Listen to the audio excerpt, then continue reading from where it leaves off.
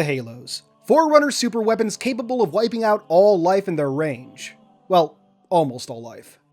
Their individual and collective secrets run deep, but one topic almost never mentioned beyond a passing note are the planets these destructive rings orbit. Known as anchor planets, these large planets do what the name suggests, acting as gravitational anchors to keep the halos in place. Going on a quick tangent, the planets that anchor halos are often orbited by several moons, many of which hold various support and maintenance stations, and some of which are entirely artificial. In the case of Substance, the ice giant Installation 05 orbits, all but one of its 8 satellites are Forerunner constructs. These don't really play into today's discussion, but I wanted to mention it somewhere, because it's kinda cool. Getting back on topic though, the anchor planets of the Halos were little more than a cool piece of trivia for a long time, rarely discussed in any significant manner. However, under 343, the significance and mystery of these orbital anchors has been expanded, starting with the mysterious shattered planet that Installation 03 once orbited, and once again with Installation 07, Zeta Halo. Ever since it was revealed in Halo 5's legendary ending, the Halo later identified as Installation 07 and the planet it orbited have been points of popular speculation among the community. In 2021, prior to Halo Infinite's release, the novel Halo Point of Light would start to reveal the significance of these anchor planets.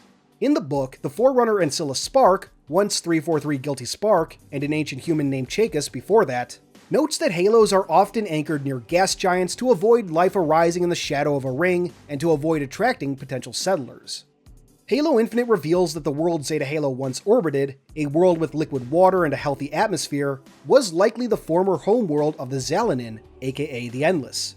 In the 4th log of the Banished Archaeological Findings audio logs from Halo Infinite, Monitor 117649 Despondent Pyre, when discussing the upcoming parley between Zalanin and Forerunners, mentions moving Installation 07, quote, into sufficient range of their homeworld. While it's entirely possible that Zeta Halo was moved again after the events of that audio log, I'd like to think that 343 are making a pretty clear implication here. As mentioned, however, Zeta Halo isn't the only oddity 343 Industries have introduced to the lore. Halo 4 gave us a brief glimpse of Installation 03, Gamma Halo, and the planet it once orbited. While later media would certainly give us a better look at things, one detail stood out right away. This Halo orbits a rocky world. Unlike with Zeta Halo though, Gamma Halo's anchor planet holds no water and atmosphere, and stranger still, the planet looks to have suffered a massive impact. In a lore stream from 2018, Gamma Halo's anchor planet was referred to as Shattered, and there's mention of a whole backstory the story team had developed during the days of Halo 4's development that sadly never made it into the game. Ever since then, I've had this idea in my head that the planet was once a gas giant, just like other Halo anchor planets, but whatever impacted it ripped away its atmosphere. I have no idea how realistic that is, but that's my headcanon for the time being. That impact could have been natural, it could have been the result of something else, maybe a stray mass driver shot from an ancient war, or even the Forerunner Flood War. Again though, this is all rampant speculation. When Halo was being developed in the late 90s, I imagine the idea of the planet in the sky was born more from practicality and art design rather than anything lore related. Maybe it was to make the skybox more memorable, maybe it was to provide some contrast to an otherwise open sky.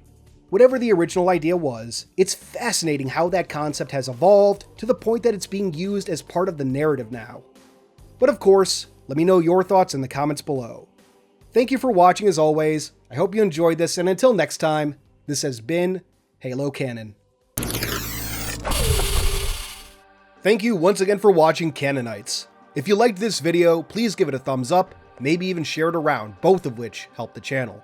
And if you aren't subscribed already, consider becoming a fellow Canonite and hitting that notification bell so you won't miss any future videos.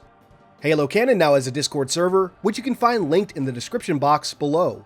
If you like discussing any aspect of Halo's lore, well, that's what we specialize in. Thank you all once more, and keep on being awesome.